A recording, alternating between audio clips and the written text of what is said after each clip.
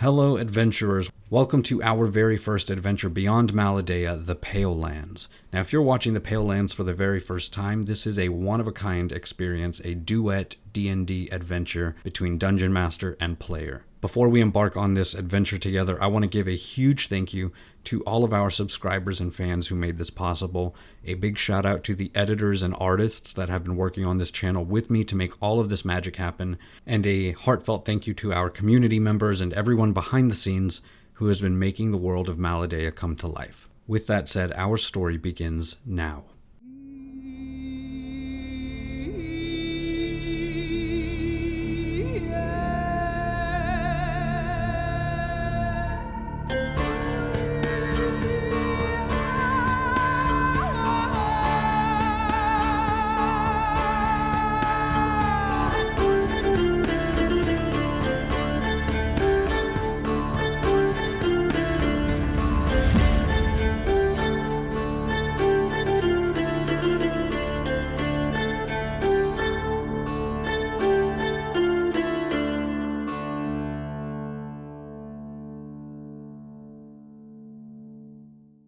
Sylvetta Thade, you are from just north of the capital city of Kantos, the heart of the Empire of Alara, and a beautiful city.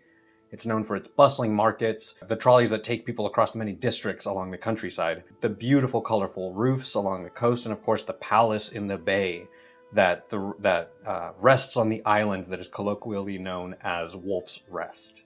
But today, you are not at a market. Today you are not in Kantos, you are not enjoying tea by the coast. Today you find yourself just completely wind buffeted right now. Now, full disclosure, we have had a session 0 before this. So things have happened. You already are missing a few hit points. And we are at level 5 beginning this solo duet adventure here in Maladea. Just complete disclosure of that. So there already is a little bit of backstory here with Sylvetta. But you find yourself completely buffeted by wind at the moment. There is a curtain of swirling dust that is just moving around you. There's grit flying across your face. In your ears, there's this constant roar of the wind. It's pulling at your clothing, it's whipping your hair around, and every single breath that you take right now, you know has to be very careful. It's very calculated because every time you breathe in, you risk inhaling the dust that surrounds you right now. So every breath that you take is shallow, it's measured, and the taste of sand is just ever present in your mouth right now. You are following an old man, Solomon, and you're following his dim, barely lit, barely burning torch through this windstorm right now. It is just a little pinpoint of light that you're following. And he's holding it as he walks slowly through these lonely, barely visible ruins here in this distant desert far, far away from Alara in the east. So before we begin, why don't you let our viewers know what Sylvetta looks like? Okay, so Sylvetta she's like in her mid-20s, kind of on the earlier side. She has fair skin that's easily burnt from the sun, so right now she's got a little bit of like red on her cheeks.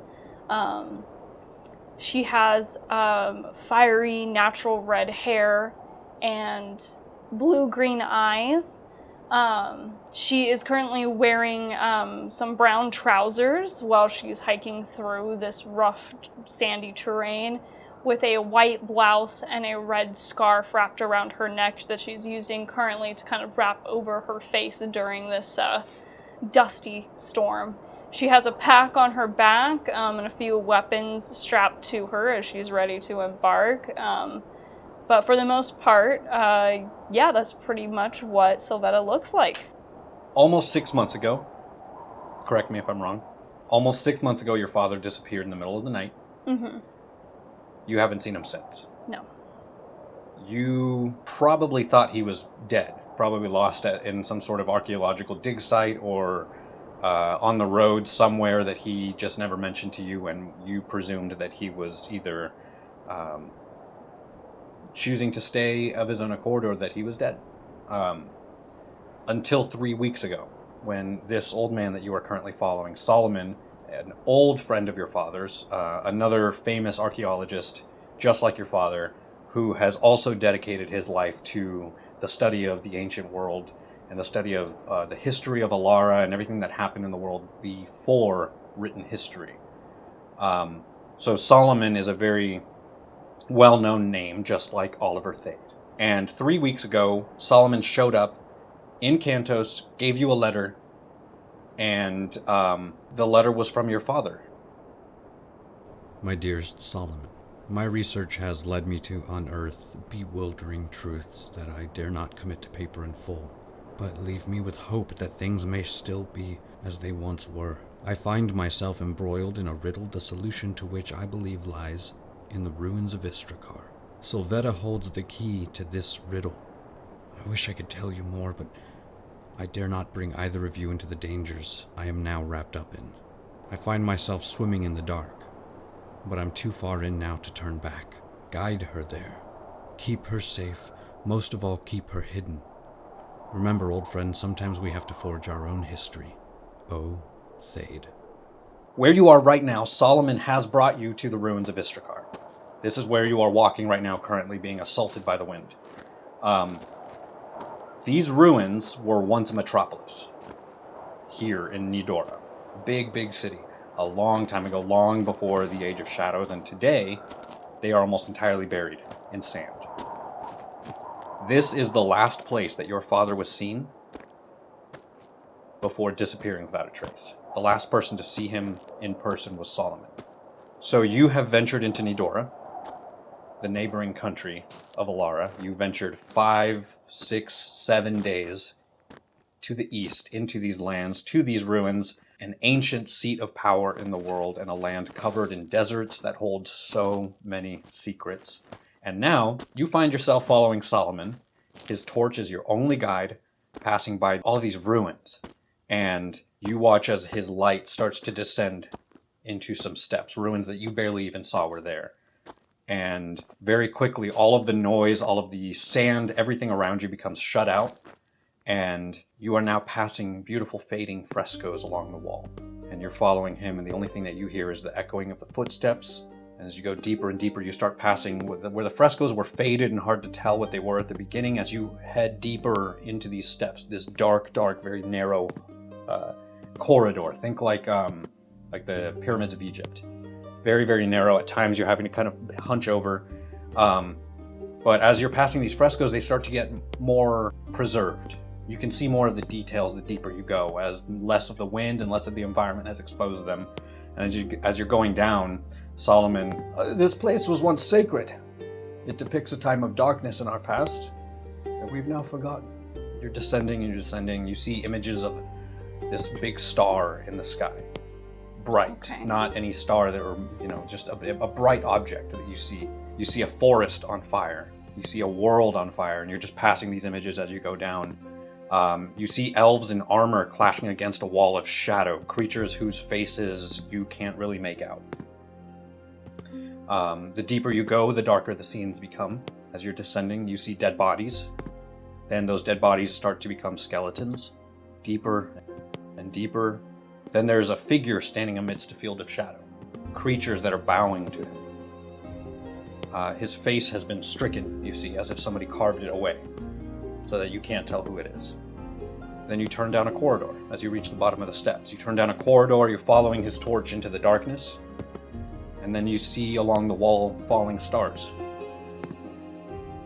And you see streaks in the sky that are beautifully painted. You see great warriors rising on hilltops. You see them surrounded by halos of light. You see shadows being pushed back. The figure running, retreating, afraid. And then right before you enter this room at the end of the corridor, as these images went from faded to dark to grim to becoming more and more beautiful, as right before you enter this room, you see a beautiful sunrise painted along the walls. And as you step inside, the sunrise continues along the walls. Now, what you're seeing right now is a very simple room. There's a dried up fountain in the center that looks like it has collapsed in on itself. It doesn't run. The last time it ran was you have no idea. There's no evidence of any water recently. But there's a statue on the other side of the room. It's got these big wings that are kind of folded down. And you see that there is inscriptions along the wall. I need you for the very first roll to make me a perception check. Okay. That is going to be a 22 for perception. Okay, perfect. So, what languages do you speak? I speak Nidoran, Rayan, Eldari, Common, and Thieves' Tongue. Perfect. So, in Eldari, which for the viewers or the listeners, that is Elvish, in Eldari, you see written almost like an arch of words that kind of surrounds or like a halo of Elvish runes that surround the statue that's painted behind it. It says, "Herein lies the secret of the bloodline." Okay. And with a 22, is that what you said? A 22 perception, you notice immediately as you enter the room that on the chest of this statue there is a circular, I guess I should say round, not circular, a round indent in the chest of this statue. And I guess also I should say the statue looks like a hooded warrior, faceless. A hooded warrior in beautiful armor. You see Elvish designs, Eldari designs on it. And just standing tall, proud, soldier, or sword and shield in its hand. And then the beautiful depictions all around it. You don't know who this figure is that's being depicted in this statue, but based on everything that you've seen walking down, this room looks ceremonial. But that's the first thing. You're in the doorway, so what do you do? So like the statue, describe it to me one more time. So it's a square room. You walk in, and the first thing you see is that right on the outside of the archway, as you're entering the room, on the outside there's this beautiful sunrise, like rolling hills that are painted on the left and right, and a sunrise that's coming up on them. And they're dim in here, but you imagine that when all of the torches in this hallway were once lit, this must have been very beautiful. And as you enter the room, that depiction of the rolling hills and everything continues on the walls on the left and right and goes behind the statue. And then the statue is in a little alcove in front of you, right, on the opposite side of the room, and around it are these Elvish inscriptions that kind of surround the statue, like an arch above it, which say, "Herein lies the secret of the bloodline." In the center of the statue, in the alcove, right, in the chest of this statue, you see a circular hole or an indent or something. And the only thing that's separating you from this is the fountain, which is just like a heap of broken rocks at this point. Okay. I will step around the fountain and approach the statue. As you get closer, the necklace around your neck starts to glow. Interesting. I'm going to walk up closer to the statue and, if I can, just kind of investigate that little indent and just see, like, what does that look like closer up. Make an investigation check. Okay. Ooh. 9 total. 9 total? Yeah. Okay. Looking at it, I'll give you advantage, and I'll explain why after. Okay.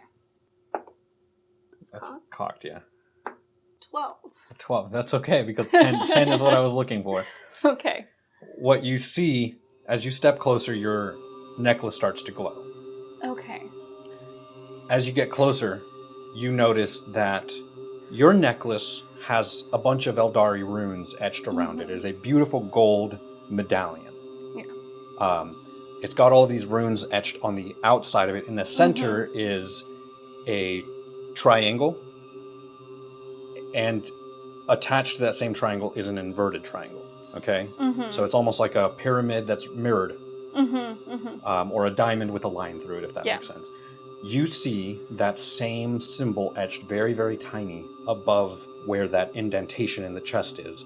And on that investigation check, you immediately, and with the glowing that, like, this, you feel the pulse coming from your necklace, which you've never felt it do this before. Yeah. This is not a magical item. Yeah, no. This necklace was given to you by your mother as an heirloom. This is the first time it's ever done anything, and as you step closer and you feel the warmth and the light come from around your necklace, you're very intrigued, and as you get closer, you immediately recognize that your necklace looks like the perfect shape to fit inside the indentation there. Okay. Well, Solomon, do you think I should see if it works? You turn around and he is in the hallway, and he's like, he did not step into the room, and he hears you call him. He's like, huh? Oh, I will turn to you for that.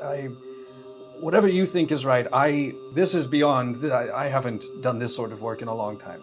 All right then. Guess it's all to me.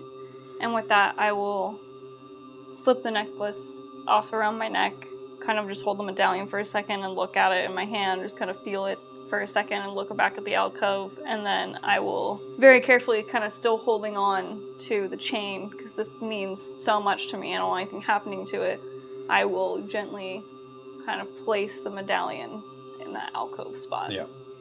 You place it into the slot, and it's weird because the medallion, looking at it at the face, is round. Mm-hmm. When you look at the other side of it, the inscriptions and everything continue, but what you see is that there's actually like the back of it, how do I say, is slightly smaller.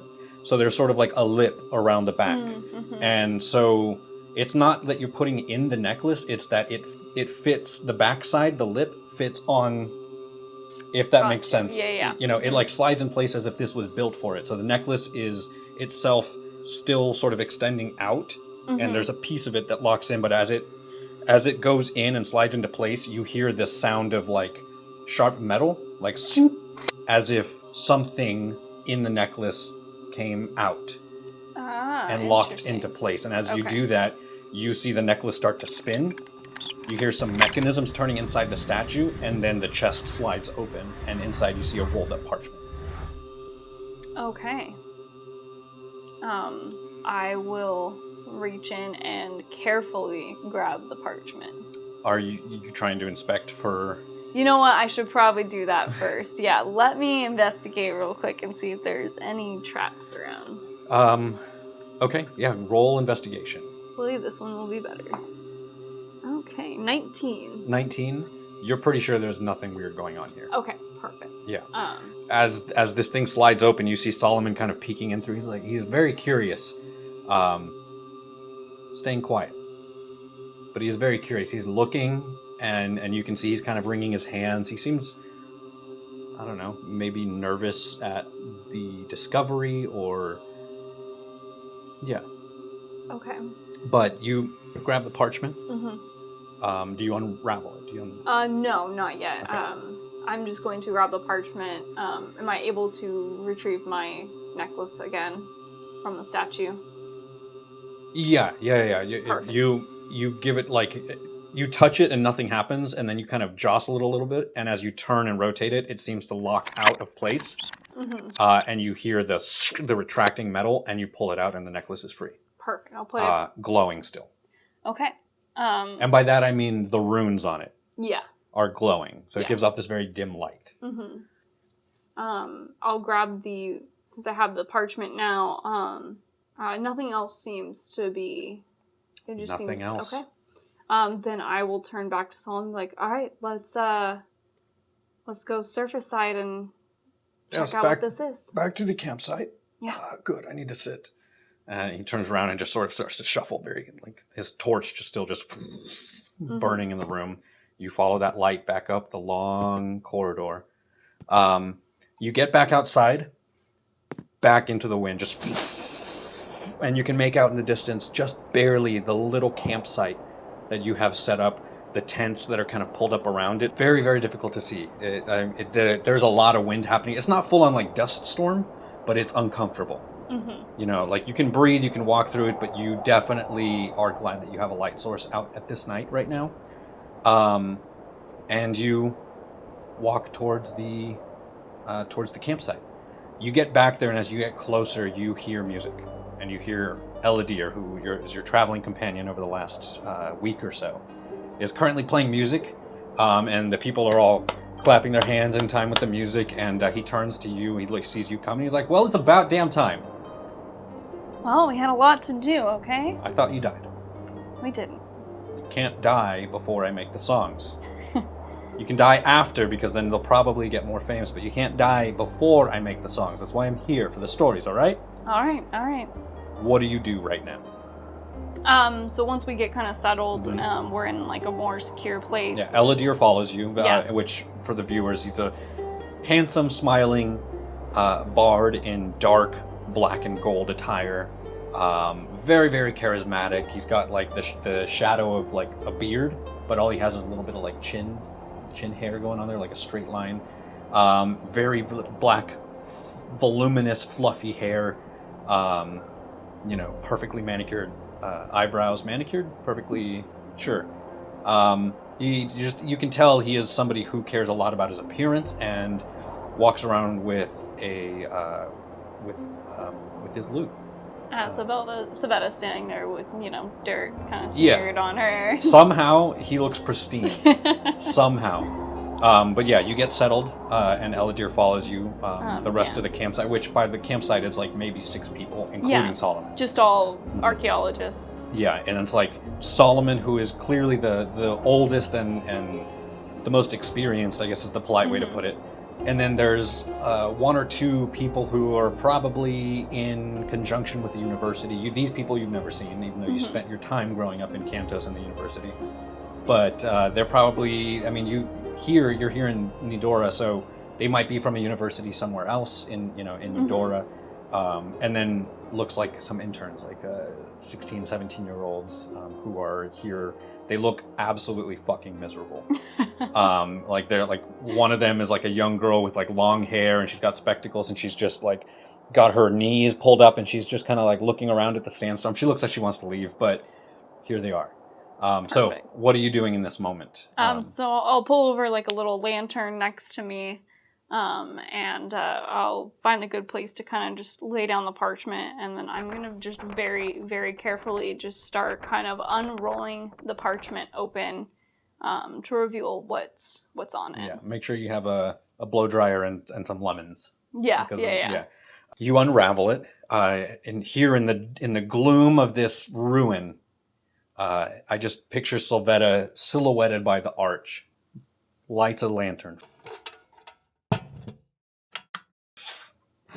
The lantern goes up, only illuminating this tiny little alcove in these ruins in the middle of the desert, in the middle of the night. This tiny flickering flame illuminating the map. And what you see as you unravel is a hastily drawn map of... Are you proficient in survival or history?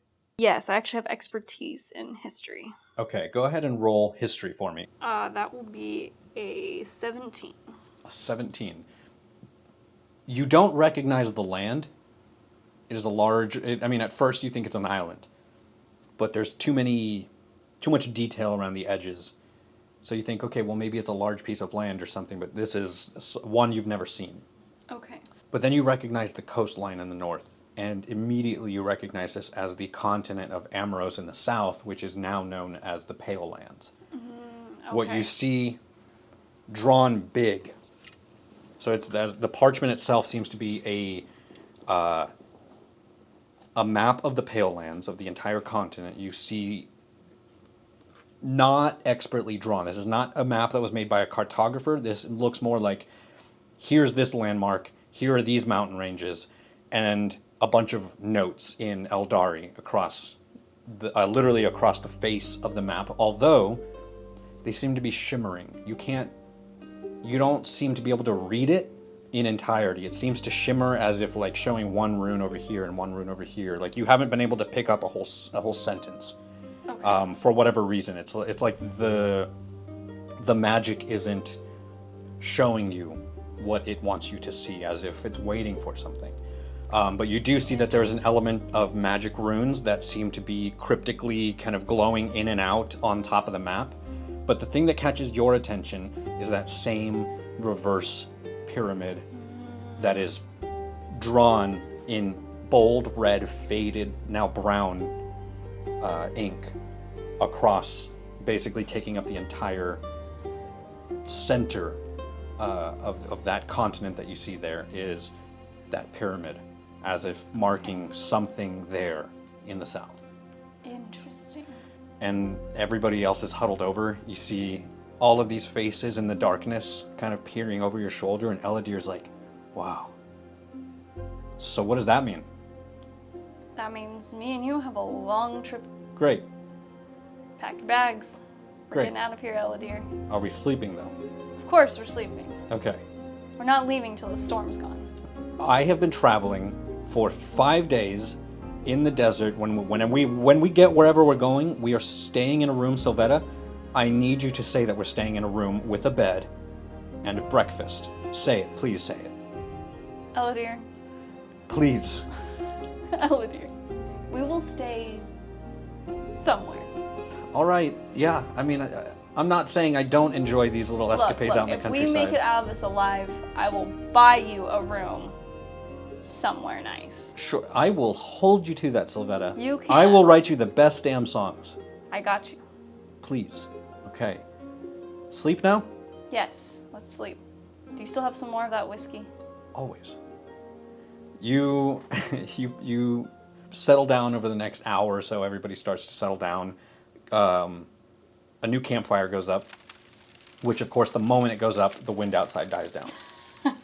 Absolutely. So people, the younger of them there seem to stay up for a few more hours. There's a constant watch that seems to be going on.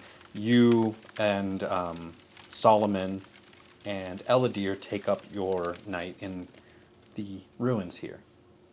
You wake up in the middle of the night to Eladir, who is sleeping kind of with his lute in his hand, back against the wall, who you wake up.